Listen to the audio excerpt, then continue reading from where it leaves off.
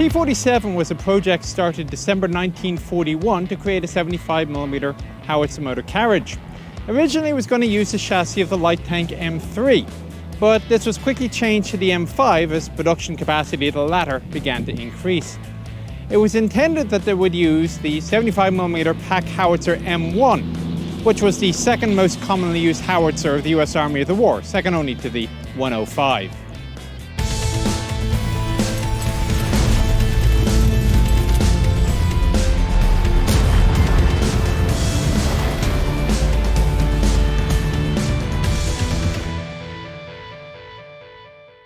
As you look at it from the front, you can quickly see the obvious difference between the M8 and the M5 from which it is derived. The much larger turret ring and overhang has prohibited the use of the overhead doors in the hull roof, as you would find on the light tank. As a result, driving head out is impossible in this vehicle. Instead, there are simply the two periscopes for each crewman. So what they've done instead is they've installed visors in the front slope, and also they've removed the hull machine gun. Now, the visors do provide a weak point, but on the other hand, if you consider the fact that A, this is based off of a light tank, so the armor is only 1 1/8 inches thick to begin with, sloped at 45, and B, it's not really designed to be up front as a support weapon anyway, it's not much of an issue. Neither is the lack of a hull machine gun, which is kind of irrelevant for the purpose of the vehicle, and you're better off using the space for more stowage of other things. As you come further down, you'll go past the brush guards, behind which you'll find the service lights, marker lights and siren.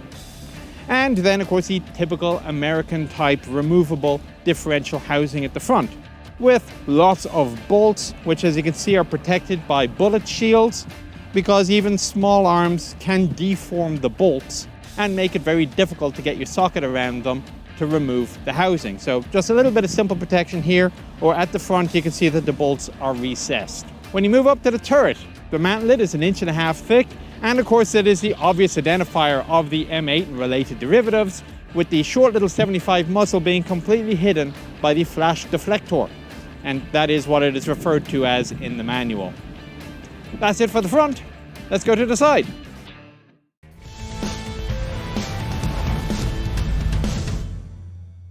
The running gear is basically that of the M5 from which it is derived. Sprocket at the front, you can unbolt the sprocket ring, reverse the teeth, even at the wear, extend the service life. The final drives, of course, are in the bulges at the front, which allows for easy addition of oil. On the other hand, though, if you do have to pull one out for replacing it, you got to brake track, pull off the sprocket wheel, and unbolt the final drive before sliding the whole thing out. The track is 11 3/8 inches wide, double pin, 5.5 inch pitch. There are 66 blocks per side. Now these are the post-war chevron rubber tracks. In World War II, you'll see the photographs of the M8s. They will have either all metal tracks or they will have the flat reversible pads, such as are mounted on the back of the vehicle. Now, of course, the reversible rubber pad track doesn't have the greatest of traction, so if you do find yourself in need of a little extra grip, you can add the grousers, which are stored on the turret sides, and they will basically span the track attached to the end connectors, and they will give you that little bit of extra grip that you need. As with most American vehicles at the time, it came with sand shields suspended from these little pivot points here. Also, like most American vehicles at the time, the sand shields were very quickly dispensed with as useless and flimsy, and they just got in the way and broke a lot. Then you come down to the light tank VVSS bogies. Now these are actually a different design entirely to those of the medium tank. They're not the same thing, just with a lighter duty. The way these work is that there is an axle which goes all the way across the bottom of the hull, around which the two bogie support arms will pivot. Each bogie support arm is free to elevate and depress independently, but unlike the medium tanks, there's no spring effect specifically going down on one arm or the other arm. Instead, the two volute springs will control only how far up and down the two arms together will slide as a unit. Another difference between the light tank bogie and the medium tank bogie is the fact that the return rollers are mounted directly onto the hull side. They're not part of the bogie structure. Instead, there is only the return skid, which as you can see is reversible depending on if you're on the front or the rear bogie. It is possible to replace either an individual wheel if necessary, Or if you have to, the typical advantage of a bogie system is you can just undo the bolts and remove the entire bogie as a unit. To do track tension, and yes, people mock me for talking about this so much, but I assure you, if you talk to any tracked vehicle crewman, they will tell you you must do this routinely or you will regret it. You take a tanker bar, you place it between the first and second return rollers and you press down with 175 pounds worth of pressure. Release the pressure, the tank will come up to a natural sag. The track will come up to a natural sag, forgive me. Then you measure to see it's a sag between 3/8 and 3/4 of an inch. If not, you must adjust the tension. You do so, of course, at the trailing idler at the back. First, you pull out the cotter pin, then you loosen the locking nut, which presses the plate against the teeth on the idler arm. And then you take your large wrench, which is stowed on the back, and you screw on both sides in or out accordingly. Then you lock the plate back into place, replace the cotter pin, and you're good to go. As with the main bogies, the trailing idler can be removed either as an individual wheel or as the entire bogie system. Both steel and rubber-rimmed trailing idler wheels were available, although the manual does note a preference to replace steel-rimmed wheels with rubber ones. The engine air filters will be located in the corners. There's a little access panel underneath with one bolt, and then you slide it out of the way and down. Spare track block is mentioned. Then, of course, you get all the various different tools that are on the back with the tail lights, convoy marker lights. Fuel filler ports, one on each side. It's a single combined fuel system, but there are 2 tanks, each of 43 gallons, 80 octane at least.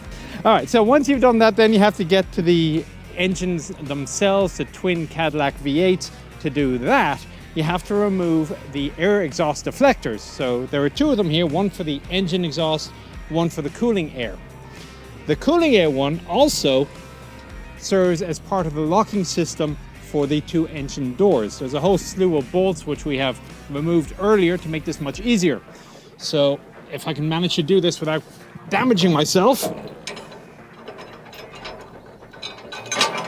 pull out the bolt. This thing will swing down and then it'll slide off and out of the way. I was expecting it to be much heavier.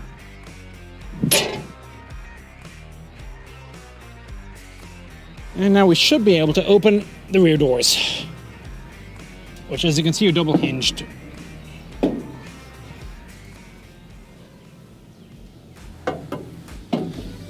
And we can see the twin Cadillac V8s. We've seen them before, 346 cubic inches, 110 horsepower apiece.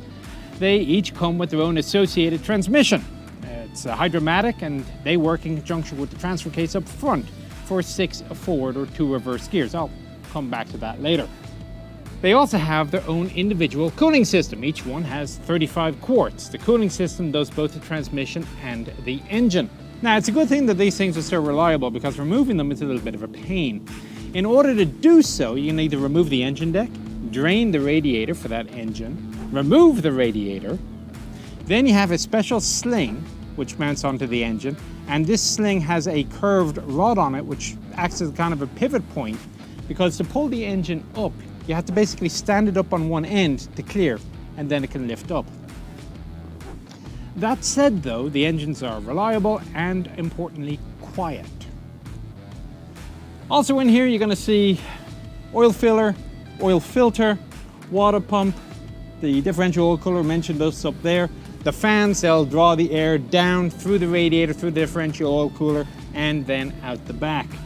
Exhaust pipes on each side, and that is basically it for the engine compartment. That is also basically it for part 1. Take care, and I'll see you on the next one. And that gives it the clearance required to lift it up. Is that a truck or an airplane?